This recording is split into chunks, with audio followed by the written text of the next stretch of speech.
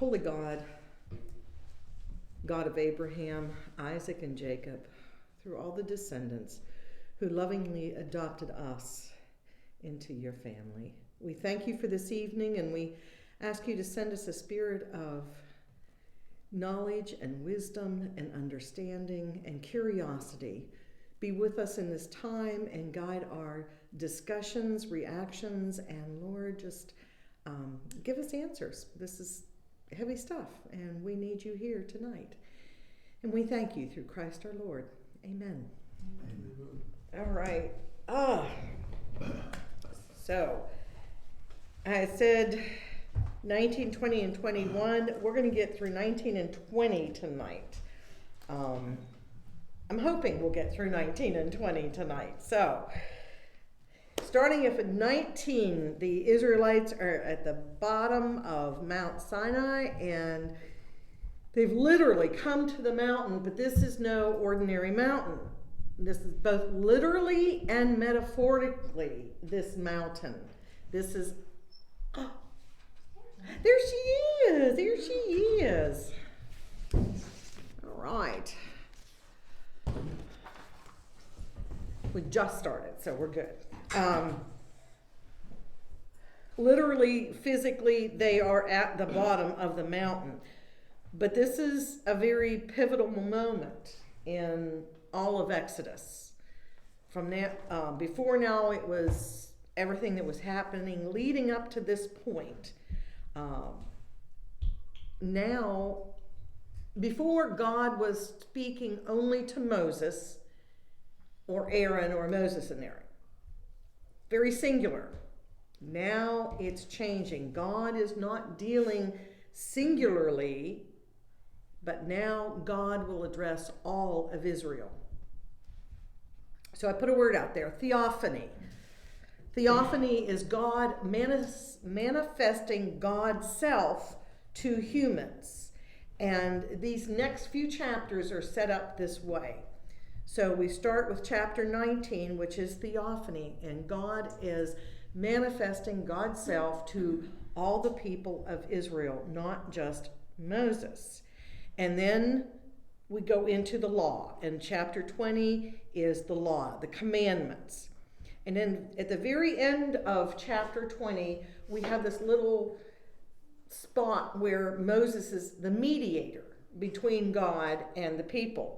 And then it goes back to the law, and then it ends up with God speaking to the Israelites again. So that's the form that we're going to follow.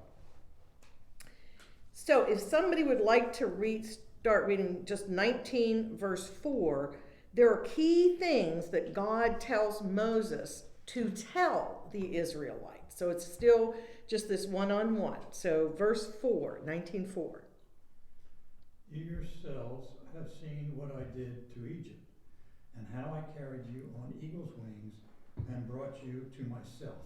Okay, so one of the things that God tells Moses is, I brought you to myself, and not saying you as in Moses singularly, but all of Israel. So, of the Israelites. God brought them to God's self. Verse 5, if somebody would read 5. Now, if you will obey me and keep my covenant, you will be my own special treasure from among all the peoples on the earth. For all the earth belongs to me. So the second key thing that God is telling Moses is to obey my voice. Obey my voice. And keep my covenant. So obey my voice and keep my covenant. Two very key things that he is telling Moses to tell the people. Okay. Verse 6 is an explanation of what will happen when they do this. So if somebody would read 6. You will be for me a kingdom of priests and a holy nation. Okay. Let me do it again. You will be for me a kingdom of priests and a holy nation. These are the words you are to speak to the Israelites. So the two key things here that God is telling Moses is the people will be a holy nation. They'll be a holy nation. And he tells Moses, speak to the people. Speak to them. Now, there's a really important conditional statement in there. And that is back in number 5. Now, therefore, if you obey, if you do these things, then God will make them a priestly nation, a priestly kingdom, and a holy nation, if they do these things. So there is a condition there. God says, I brought you to myself, obey my voice, keep my covenant, I'll make you a holy nation.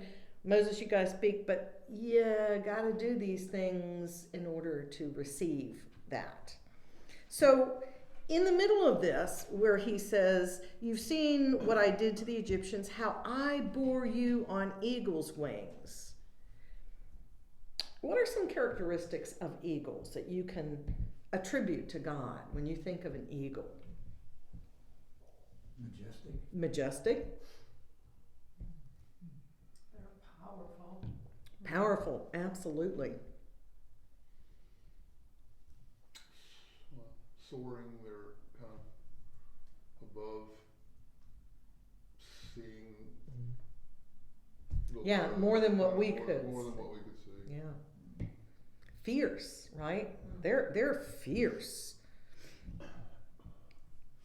If somebody, I printed Isaiah 40, 28 through 31 in NIV because it speaks of eagles. So if somebody would like to read that off of your notes. Do you not know? Have you not heard? The Lord is the everlasting God, the creator of the ends of the earth. He will not grow tired or weary, and he is understanding no one can fathom. He gives strength to the weary and increases the power of the weak. Even youths grow tired and weary, and the young men stumble and fall. But those who hope in the Lord will renew their strength. They will soar on wings like eagles. They will run and not grow weary. They will walk and not be faint.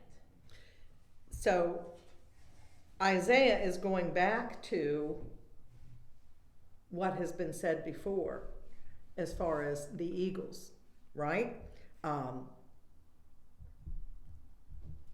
I bore you on eagle's wings. So all these characteristics, and then once again, they will soar on wings like eagles. Eagles have a very prominent place when we talk about fierceness and power and all-seeing. This is really important. People understand these things. This is part of their daily lives. They would see these majestic birds of prey. So, chapter 19, verse 7 and 8, what is the response?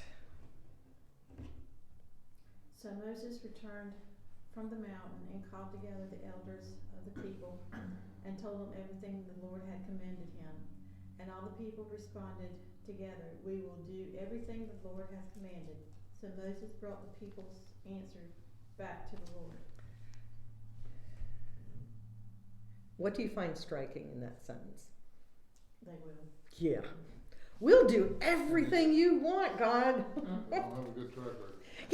Exactly. Exactly. Yeah, seriously. We'll do everything. Okay. So then the Lord said to Moses, I'm going to come to you in a dense cloud in order that the people may hear when I speak with you and so trust you ever after.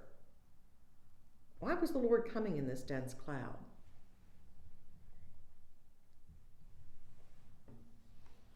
Any thoughts on that? Well, it really couldn't appear to the people. He hadn't. Right. If we go back to thinking the part of the Trinity, he still had not been made into human form. Right. So his glory could not be seen, but he can come to them in a dense cloud. But remember also, as they were escaping Egypt, right, there was the cloud. So he's going to speak to the people. God is going to speak to the people, but it's going to be in this really dense, thick cloud. So there, again, this isn't just It's a foggy day type cloud. This is really, really a dense cloud. And there's a very important reason. When I speak with you, they'll hear so that they will trust you ever after. Why? Because all through this journey, they complained to Moses, right? Oh, you brought us out of Egypt. Oh, we're going to starve to death. Oh, we're going to die of thirst. You did this to us. We could have died in Egypt. Yada, yada, yada, yada. It doesn't stop, trust me. But God is saying this way, they know it's not just secondhand information. They're going to hear it. They're going to hear God. And they're all going to be in this cloud, and they're going to hear. So, here's the thing. There's some things that have to be done. They got to get washed. They've got to get washed. They've got to be washed clean.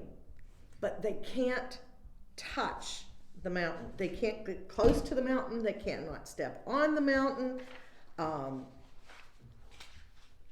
God is saying there's got to be boundaries. So we want verse 12, verse 21, and verse 23. So if somebody wants to take 12. Put limits for the people around the mountain and tell them, be careful that you do not go up the mountain or touch the foot of it. Whoever touches the mountain shall surely be put to death. Okay, verse 21. And the Lord said to him, go down and warn the people so they do not force their way through to see the Lord, and many of them perish. Okay, and then 23. But Lord, Moses protested, the people cannot come up to Mount Sinai. You already warned us. You told me, mark off a boundary all around the mountain to set it apart as holy. So 3 times. Again, anytime something is repeated 3 times, you've got to take notice. So God is going to come in this dense cloud, but he's saying, don't rush the mountain. Don't come up the mountain. Don't try and get closer to God. You'll die. 3 times he tells him this. Now, this whole part of 19, they're washed clean, their clothes are washed, they're washed again. They've been consecrated, but they still cannot touch. Why? Because it's obedience. This is for obedience. God's telling them, you got to do this and do it again, but don't do that. And he's testing the people. Okay, you've been washed clean, you know you're clean, but I'm telling you 3 times, don't touch the mountain. Don't touch it. So, going on that theme of 3, somebody read verse 11.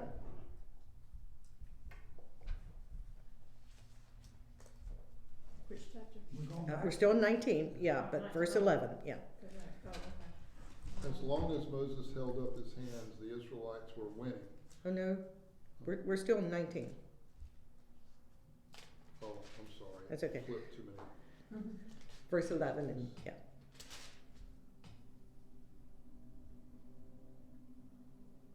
And be ready by the 3rd day, because on that day the Lord will come down on Mount Sinai in the sight of all the people.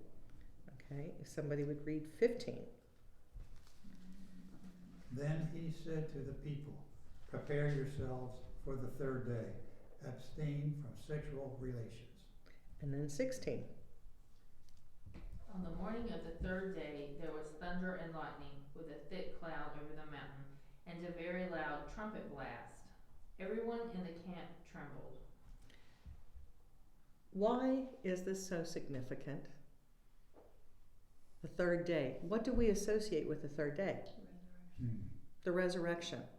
So again, we've got this parallel of God giving Moses the law and preparing for the law, and Jesus preparing us for the resurrection, which is going to happen on the 3rd day. The law is going to be given on the 3rd day. The resurrection happens on the 3rd day.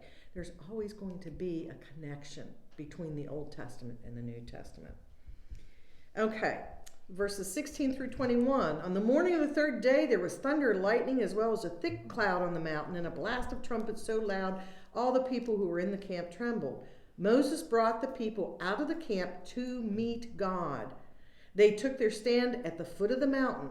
Now Mount Sinai was wrapped in smoke because the Lord had descended upon it in fire.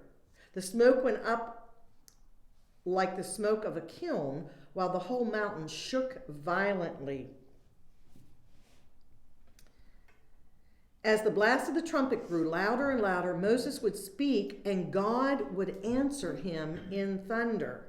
When the Lord descended upon Mount Sinai to the top of the mountain, the Lord summoned Moses to the top of the mountain, and Moses went up.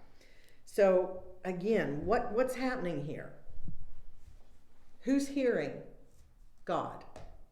The people. The people. And this dense cloud, what is it? Smoke. It's smoke. It's smoke and fire. So again, there's a cloud and there's fire, and all this that led them out of Egypt and protected them is now protecting the holy mountain. The fire and the smoke and the cloud is protecting the holiness of God. And he calls out to Moses only to come up. And this is interesting. All along, whenever things get tense, Moses is blamed. And now God is letting the people hear God's voice. Just to recap the rest of the chapter, go back down and warn the people, and then come back up, and then go back down and get Aaron, and then come back up. So he's making Moses come up and down the mountain. So the people know this isn't Moses standing in the middle of this smoke that they can't even see, the fire and smoke. It's not Moses' voice. Come down, and God will answer in thunder. So they're hearing God's voice while Moses is there. They can't blame Moses anymore. They're hearing God. All right. We're going to move into chapter 20, 10 Commandments, and we're moving from theophany now to the law, to the commandments. Then God spoke all these words.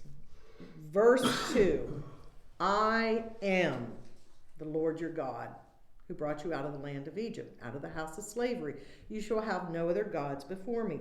Why does he start with I am when he's speaking to the people? Now, this is where we want to go back to Exodus chapter 3, verses 13 and 14.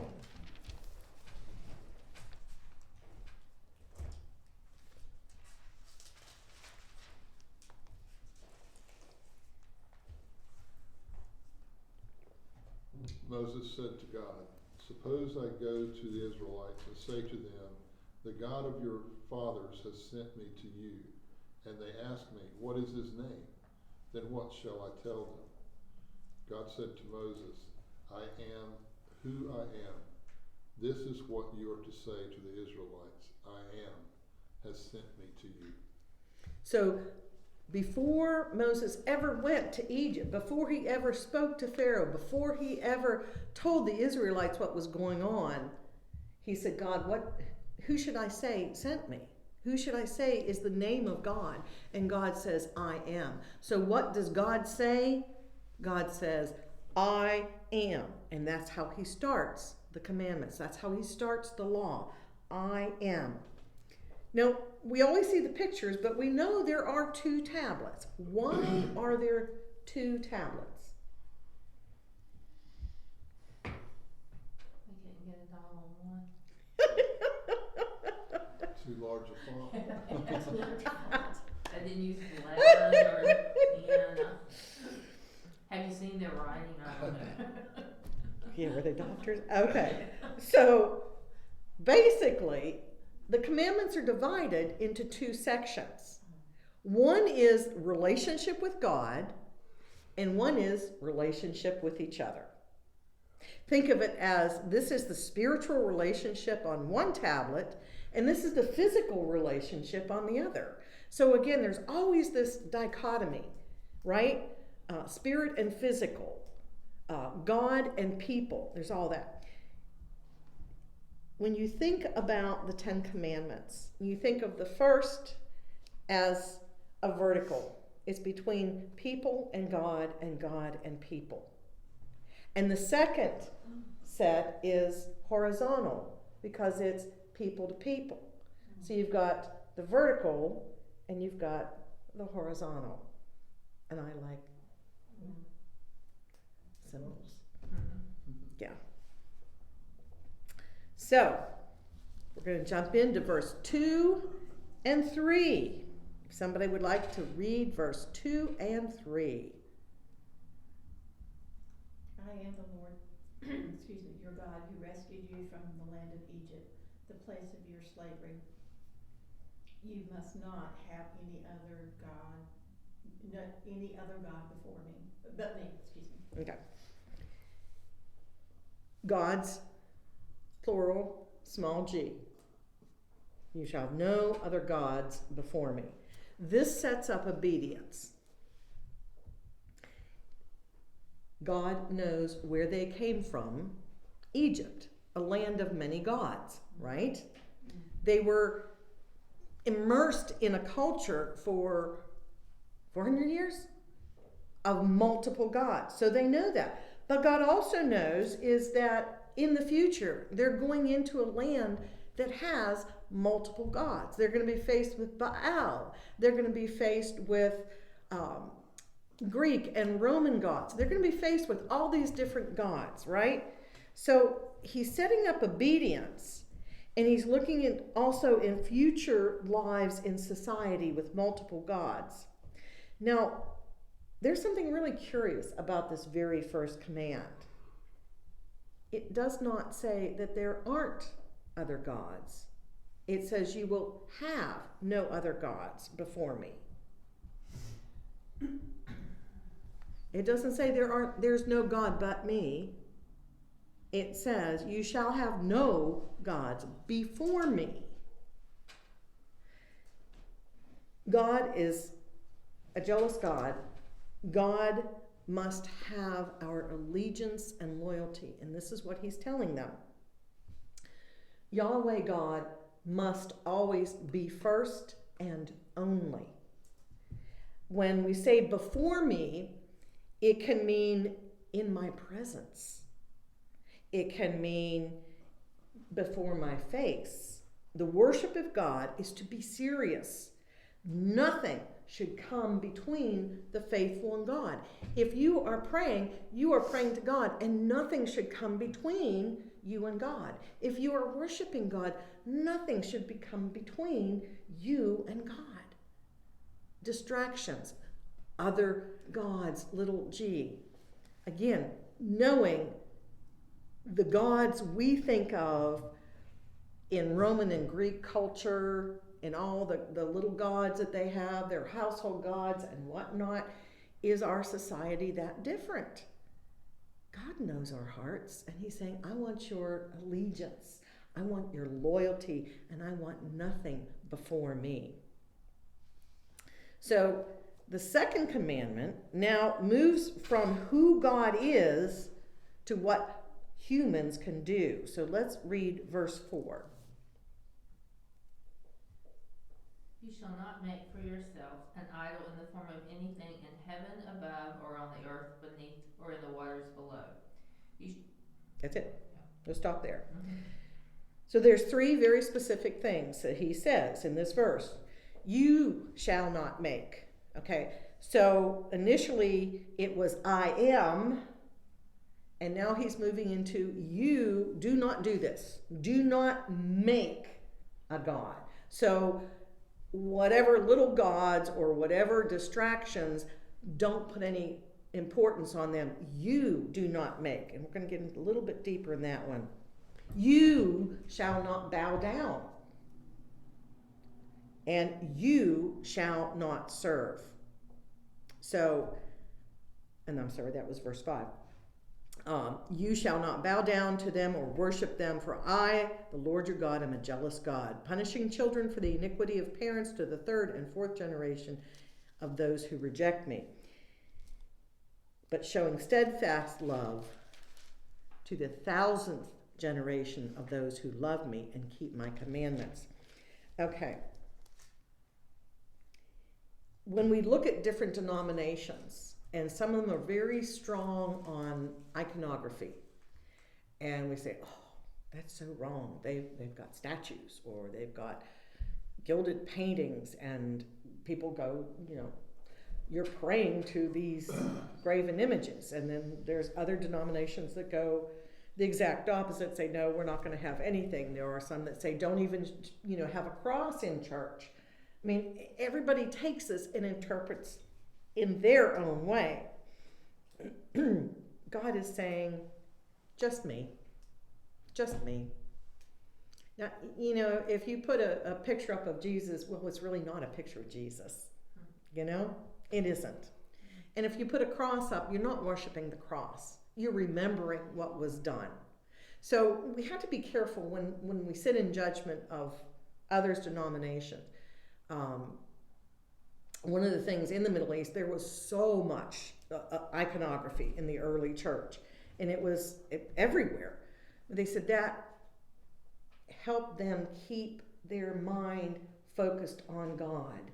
When you went into a place and you saw these different early saints and things, it helped them keep focused on who God is. They didn't worship those, but they said, okay, there are these people who lived, and this is what they've done, and if they can do it, I can do it. So you just have to be careful with that. How long will God show steadfast love to the generations that love and obey? Very important word, and. Love and obey. It's not just obey. Oh, I've obeyed all the commandments, or most of them, so I'm going to heaven. Or I love the Lord, but maybe I'm not that good at keeping commandments. It's love and obey. You've got to love and obey God. God wants all of you. It's a twofold requirement. So creating an image of God or an idol brings God into the common place. So it's not an idol, because we've already covered, worshiping other gods. This is making an idol, and this is talking about doing a form of God, or the earth. Well, a lot of Jewish people still will not say the word Yahweh. They will not say God when they're reading scripture. They won't, because by creating an idol, you're bringing God into the common place. You're making God fit you. You're making God smaller. You're making God a controllable object when you make an idol of God. This is not rivalry, but it's trivializing God. God says God is a jealous God. So don't make pictures or statues of God. And this is what he's telling them.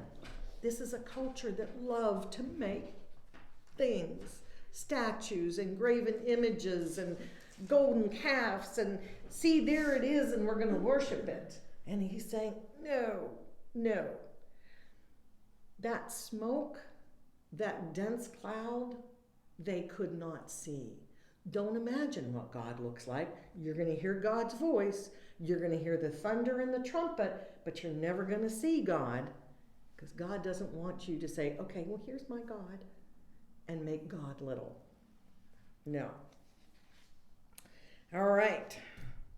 Let's jump to verse 7.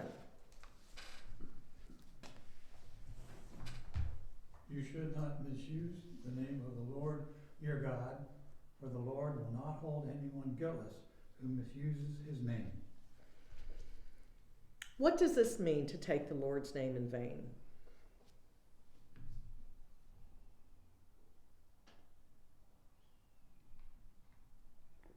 Like if you stub your toe and you say, God damn. Is it just vulgarity or attached to obscenity? Yes, it's that, and it's more. The third commandment follows the second command because there is power in the name of God. There is power in God, in God's presence before me. Remember? Don't put anything before me. God is God and is powerful God and is a jealous God.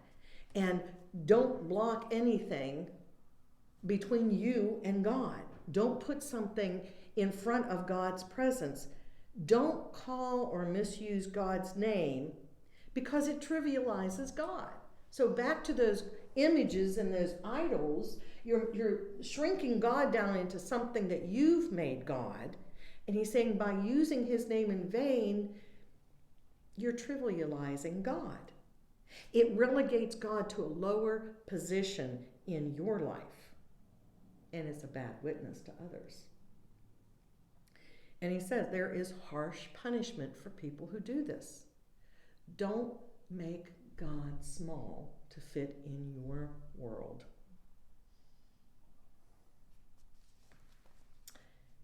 Verses 8 through 11. Remember to observe the Sabbath day by keeping it holy. You have 6 days each week for your ordinary work. But the 10th day is the Sabbath day of rest, dedicated to the Lord your God. On that day, no one in your household may do any work. This includes you, your sons, your daughters, your male and female servants, your livestock, and any foreigners living among you. So 11. Mm-hmm. For in 6 days the Lord made the heavens and the earth, and the heavens that are the sea, and everything in them. But on the seventh day he rested. This is why the Lord blessed the Sabbath day and set it apart as holy. This verse connects the two tablets. This is not saying what not to do. It's not a prohibition. It's rather telling you what to do and why. What's missing from that passage? To remember the Sabbath and keep it holy. What does it not say in there?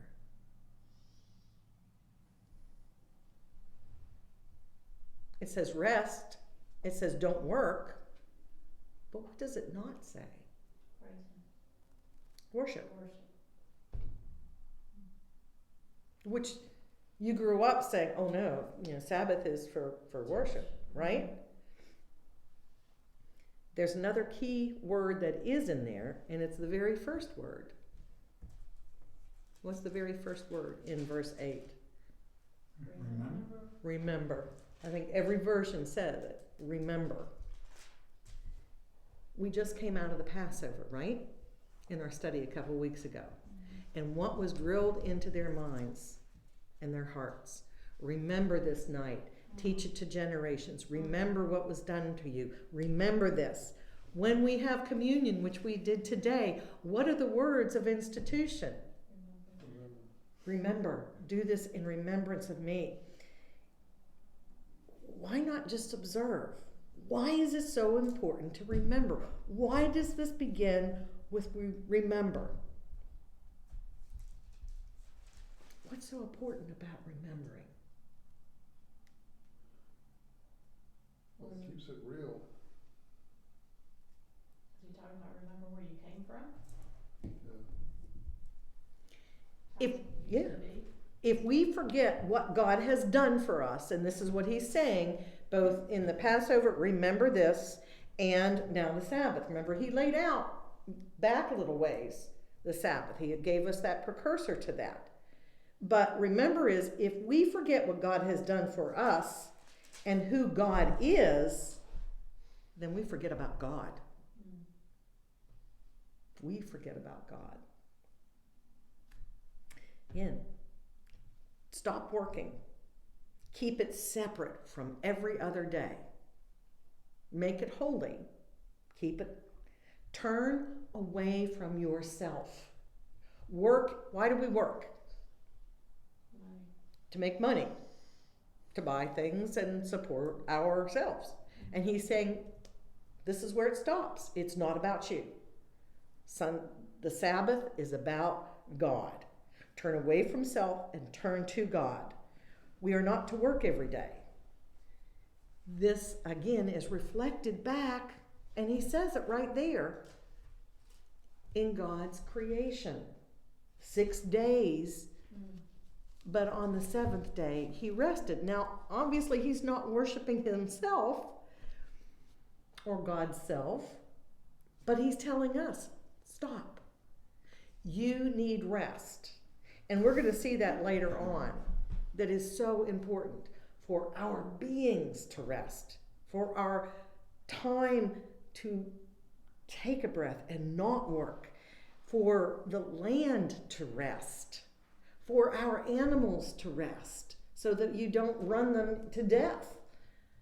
Everything needs a rest. Everything on God's earth and in God's earth needs rest. And God is saying, I care about you, but this is the time that you care about me. Although it's never said worship. How about rabbit trail? Go for it. So, like in Genesis, so when God created heaven and earth, and that was day one, that was day two, that was day Good. three. Mm-hmm. The sixth day never ended, or the seventh day never ended. Correct? He never said, this is the end of the seventh day. He never said it. He never said it. And so when he tells us to rest, when Jesus rested in the tomb on the Sabbath day, he brought the end of the seventh day. We're in the new age, correct? I'll go with that. I'll go with that. So this Sabbath is not really a day of worship, it's a day of rest. It was the Jewish Sabbath, which is our Saturday. And when Jesus rested in the tomb on the Jewish Saturday, and he rose again, and he ended the seventh day from Genesis, we're going into, that's the beginning of our new calendar, and that's our worship day. Right. And that's kind of why. And that's why we worship on Sunday Correct. and not Saturday. Correct. So this is not really Sunday. Correct. Like he's talking about here, he's talking about the rest. He's saying the Sabbath, and So Tar Heel should not be open on Saturday. I knew she was going somewhere. Just thinking, you know, I'm supposed to be resting. Well, I mean, so like for the Jewish people, that was not their, I mean, it was a rest day, but it's. and you know what? And I'll have to go back and check as far as their calendar, because they have a calendar at this point because they've mentioned it. Yeah. So there are obvious days that they're working. When they were in Egypt as slaves, they worked every single day. And that's why it goes back to let my people go so that they may worship. But it was also let my people go so they may rest. Remember, get them out of this work. They're working them literally to death. Let them rest. But in that rest, let them worship. And that was before. Now he's saying, here's my commandment. Here's my commandment. Remember the Sabbath and keep it holy. Remember the Sabbath and rest. Do not work. And over the ages, we forget about that. It's kind of gotten blended. Yeah. I mean, during Victorian England, they worked 7 days a week. 7 days a week. They worked every single day. And the child labor laws, they didn't have any. And they worked the kids up to death. Obviously, God knows what God's talking about. Everybody needs rest. This is the connection between our relationship with God and our relationship with each other. Yeah. It's kind of interesting when you read it, you read the Old Testament, but then you put it in the New Testament light, and you're like, okay, that kind of makes sense. Like, there was no end of that seventh day. It didn't end. It doesn't Never- tell he us. didn't tell us. He doesn't tell us because we don't know what a day is to God. Right. And it says, it could be like 1,000 years to us, or 1,000 years is like a day to God. So, I mean, time was created for our minds. God doesn't live and exist on a timetable.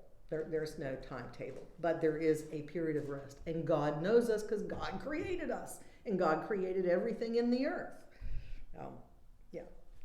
Turn away from self to God. All right. Let's jump into verse 12.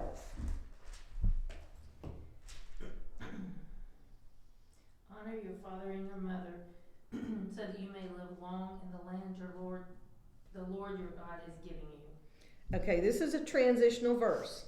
So we've moved out of our relationship with God, and now we're relationship with others. And the first relationship that God talks about is the parental relationship. Well, that's your closest relationship, right? Is you and your parents, and then your children and you. This begins the second tablet. And there is a blessing attached to this one. Why? Why is there a blessing? So that your days may be long in the land that the Lord your God has given you. There's a conditional statement. Do this and this happens. Why is this blessing attached?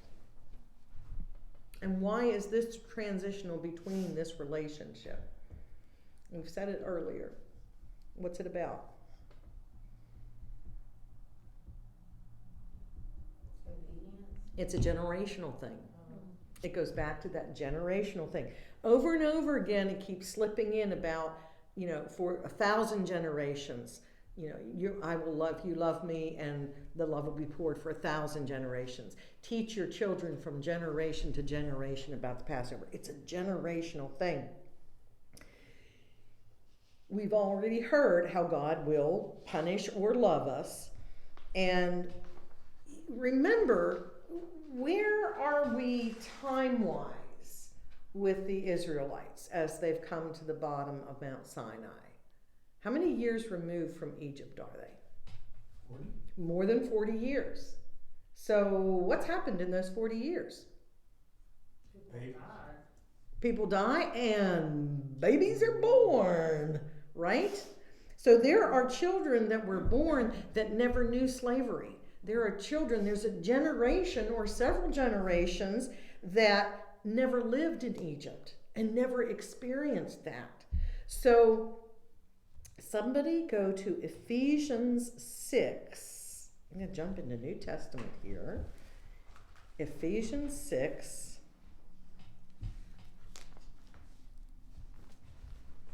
Verses 1 through 4. Children, obey your parents because you belong to the Lord. For this is the right thing to do. Honor your father and mother. This is the first commandment with a promise. If you honor your father and mother, things will go well for you, and you will have a long life on earth. Fathers, do not provoke your children to anger by the way you treat them. Rather, bring them up with the discipline and instruction that comes from the Lord. So, again, this is going right back here. Bless you. This is going right back to here. There's the promise, and then it says that, there's consequences if you don't, as a parent, bring them up. Again, this whole generational thing, why is this important? Well, remember, they're moving into the promised land. And when they move into the promised land, it's going to be divided up by the different tribes. Again, it's a generational thing.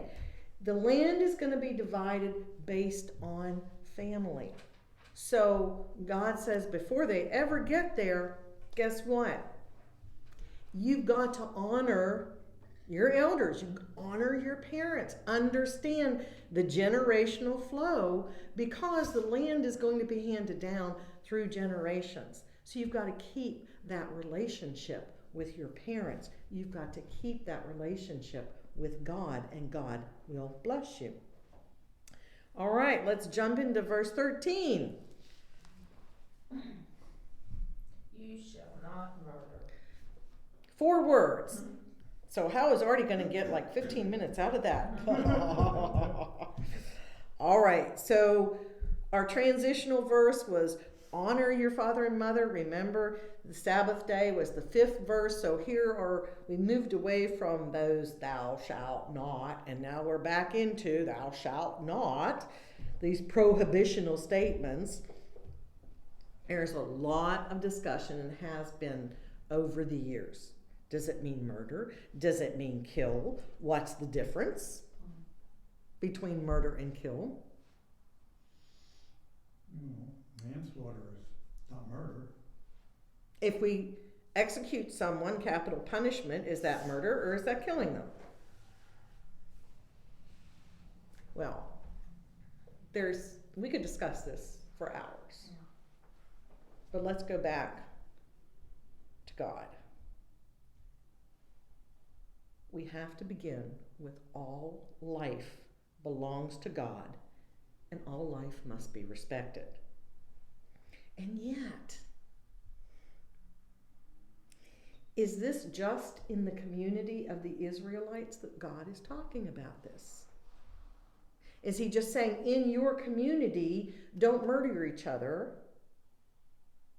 Because in future events, we know he tells the Israelites, oh, when you go in here, you wipe out the inhabitants. You annihilate them. Every man, woman, child, donkey, cow, sheep, grasshopper that's in that town. You wipe them all out. Well, that sort of smacks up against this commandment that says, thou shalt not kill. Thou shalt not murder. So it's problematic. So is God talking to just within your community, you do not kill each other? But if there's war, is that okay? Then we get into the whole conscientious objector who say, no, I'm not going to, but then, okay.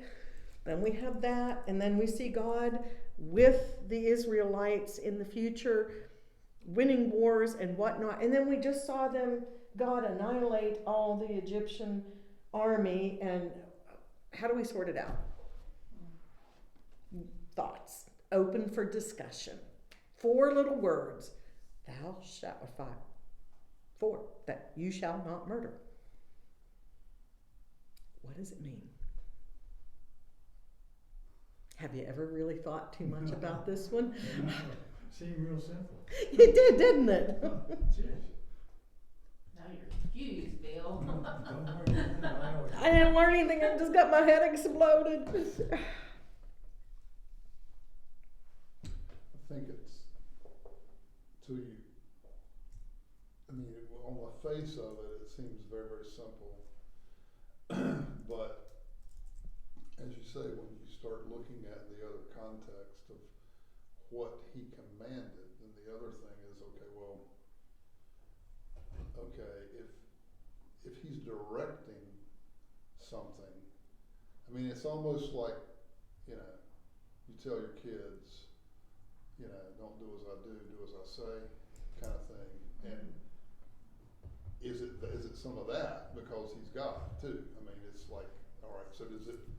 But it seems odd. I mean, it does seem odd in that sense. That on one hand, it's thou shalt not murder. I mean, there's no condition. There's no extra. I mean, it's pretty. That's it. Basic. 4 words. It's pretty basic. And so, I mean, if you look at it literally, it's kind of cut and dry. But it doesn't get played out that way in some Right. other instances. So, yeah, it's always, it's been a confusing. It's a hard one. It's really a hard one. And I think to sit on a jury in a capital murder trial, what do you do? What do you do?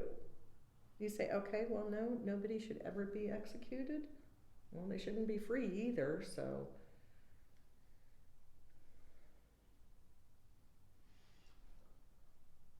Marty, is this one of these things in the Bible that we just never know? Yeah. We have to obey God and we have to trust God. And we have to go with that. And leave it there.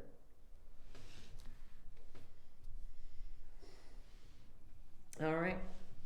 We're just going to leave that one open because we don't have answers. And we're never going to have answers to it.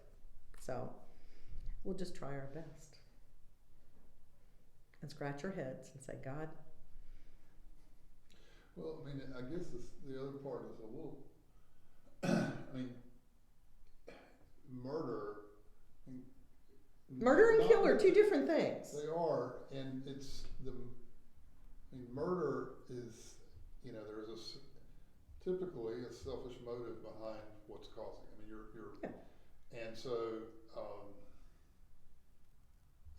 we typically, it's almost like obviously have a standard that's gonna be bad, wrong. It's Mhm. kind of universal for the most part in a lot of, It's hard you. Because- It's okay to kill. In the next couple chapters, guess what? There's a whole lot. If you do that, you get killed. If you do that, you get killed. If you do that, you get killed. And it's not like extreme stuff either.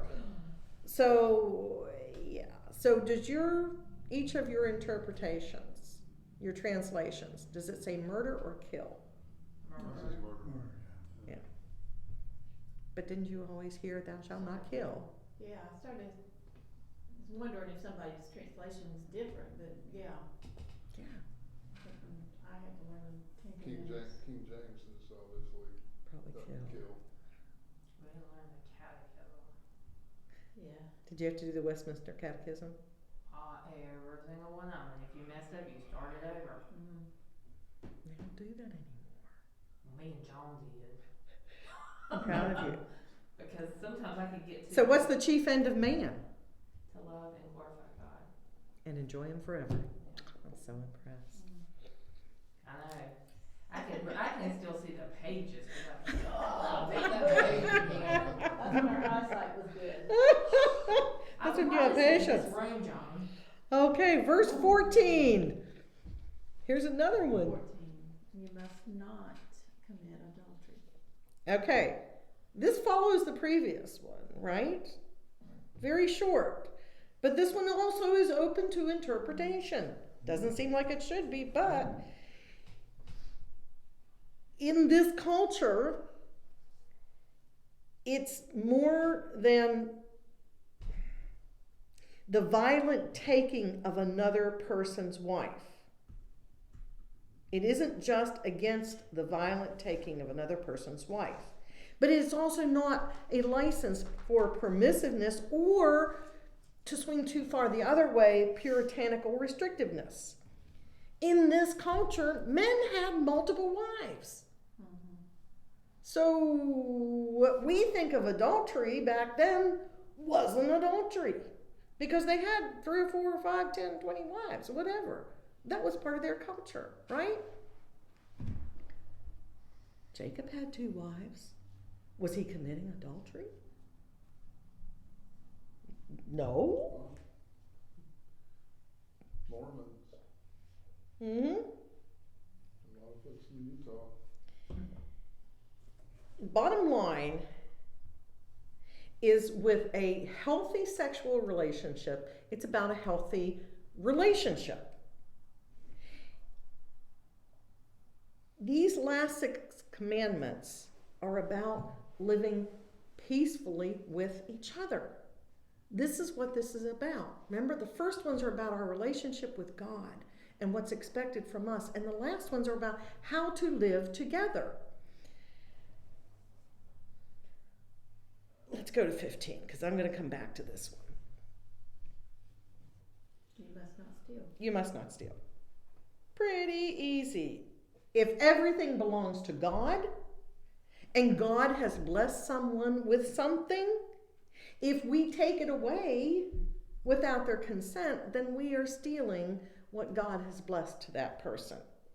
This includes objects, land, wives, property. To do so distorts the balance in the community. So when we look at verse 14, 15, and 16, 14, 15, and 17, right? So if we look at do not commit adultery, do not steal, and then jump down to do not cover your neighbor's stuff. This all sort of works together in trying to live peacefully. All right, let's go into verse 16. You shall not give false testimony against your neighbor. This isn't just about lying, but it brings into the case of justice. Remember Micah 6:8. What does the Lord require of us? But to do justice, love mercy, and walk humbly with God. Remember Jethro's advice to Moses, and he set up the whole court system, right? So this is referring back to this. Think of a courtroom. This can only work if it's based on truth. A court of law can only work if it's based on truth. The outcome is only acceptable if it's based on truth. So you can't go into a courtroom and bear false witness. Now, we've expanded that to say to anybody in any walk of life, don't lie about your neighbor. It all gets back to your relationship in the community, your relationship in your home, your relationship in your church, your relationship in your nation.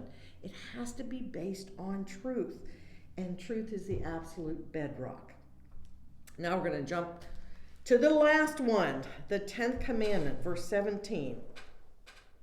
You must not covet your neighbor's house. You must not covet your neighbor's wife, male or female servant, ox or donkey, or anything else that belongs to your neighbor. This is going to go back and touch on committing adultery and stealing, because here is what this one is saying, breaking it down. If it starts in your head, it's going to end up in your actions. And this is where God's saying, stop it right now. Stop what's in your thoughts. Desire can drive actions that have real consequences. When you get obsessed with something, you're going to steal it, or you're going to take it, or you're going to cause disharmony. Cain was jealous of Abel, right?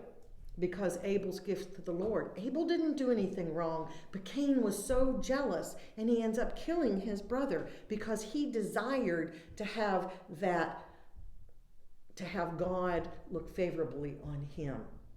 So his covetousness caused drastic actions. He wanted positive attention. In Genesis 34, verse 1 through 4, and we won't go back there, it was when Dinah was raped by Shechem's son. And he said, after he took her violently, he said, she's so beautiful. I fell in love with her in my heart. I want to marry her now. But the damage was already done because he acted first. Instead of saying and doing things the right way, he went violently, coveted her, and took her. It was all about the violence. In Joshua 7, and I think I put this in your notes, Joshua 7, 20 and 21, again, another case of taking what we want and doing things what we want rather than what God, if I didn't write it down, Joshua 7, write down Joshua 7, verses 20 through 21. I'll let you read those. In every one of these cases, they put themselves before God. When we put ourselves before God, our wants outweigh God's will. And for a community to thrive, this cannot happen.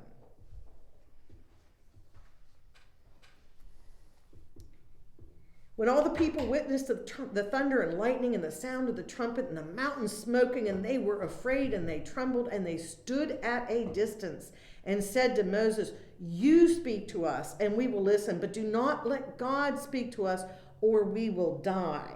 Now, this is almost a misplaced because they've just heard from God, right? So are they so worked up at this point to say, don't let God tell us anything else because surely we're going to die? Remember the boundaries. Now they have moved back away from the boundaries. They've heard God's own self and they stay back. You just wonder, should this be here, or is it that they are in such a terrified state they don't know what God is going to tell them next? Because if they look back at what God just told them, Probably looking at all their faults. it's hard to look at our own failings. It's hard. And God's pointing them out right there to them. I mean, oh my gosh, I pray and I ask for forgiveness, but if I heard God say, Artie, this is what you did and you were wrong, yeah, that'd be a little upsetting to say the least, right? All right. Man, we're just like 8:05. I went a little over tonight. We are then going to move into chapters 21, 22, and 23. And these are all about the laws. So we're moving from personal commands and relationship with God and relationship to each other into the beginning of all these laws. So 20, the balance of 20, which is the first law concerning the altar, and then 21 and 22.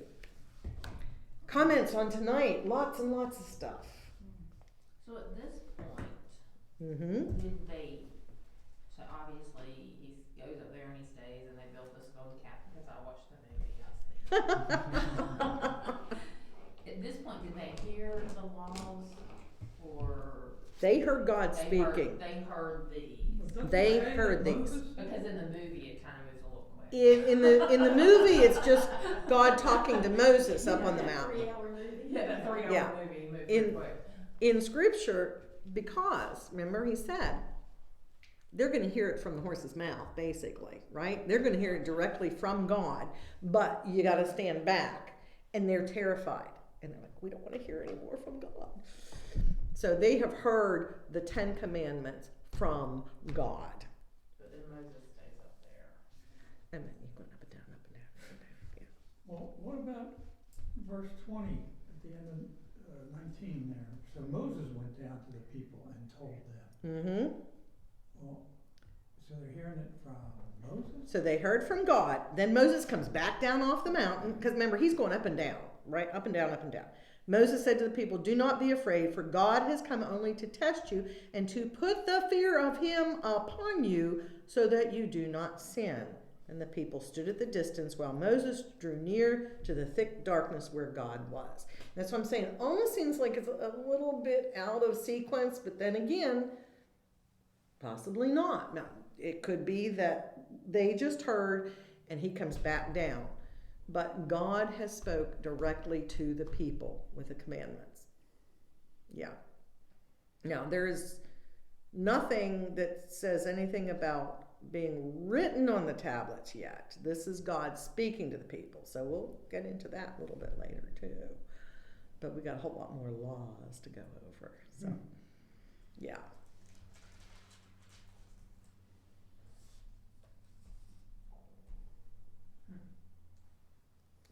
Any other thoughts? I can hear your wheels turning. No, it's good stuff. Sometimes we've got to go line by line. Sometimes we can move at a little faster clip. So then like the Jewish people still follow these laws. Very strictly. And all the other laws. Correct. Yes. And the Orthodox that, yeah, even more so. To the point that the ones that live in Jerusalem don't work at all. And the other Jews have to support them. They don't work. They're Levites. They don't work. Yeah. Interesting. All right. No other discussion? Can I just say a little story? Last Tuesday, we open, where I work, we open up every morning with a devotion. People are assigned a day, and I walked in, it might have been Tuesday or Wednesday morning, walked in. The person who was scheduled to do the devotions, was running late or something, couldn't be there. Robert asked, can you pull something together? I said, yeah, I can do a little something. Do a something. I did a little something. But what got me last week was Exodus 14:14. It's right. The Israelites were right there at the Red Sea, and the Egyptians were coming after them. And the people were crying out to Moses, and Moses said, "Don't be afraid. Just stand still and watch the Lord rescue you today. The Egyptians you see today will never be seen again. The Lord Himself will fight for you." just stay calm. And so, you know, I read some verses and, you know, everybody pitches in, so, and then we dispersed, we went back, I was back there in sorting, and it wasn't 30 minutes later, two guys who was, bringing in donations had a plaque Huh. that had 1414 on it. I said, oh my gosh. Isn't that amazing how That's God, so- I mean, we're in shock when it happens, but, God does this stuff. I never want to lose the awe and the surprise, but then Yeah. you say, but that's God. Yeah, so that was. Oh, thank you for sharing. That is so cool. Would somebody like to close us tonight in prayer? I can. Thank you. Heavenly Father, we thank you for this day, this time together to learn more about you, and we ask that you would continue to be with us as we continue to learn and grow in your word, and may we apply it in our lives, and may we share it with others to serve you better each day. Go with us throughout the rest of this week. Watch over us and take care of us, and be with those who are not able to be with us tonight. Bring them back safely as some of them are traveling, and bring us back next week. For us in the name we pray. Amen. Amen.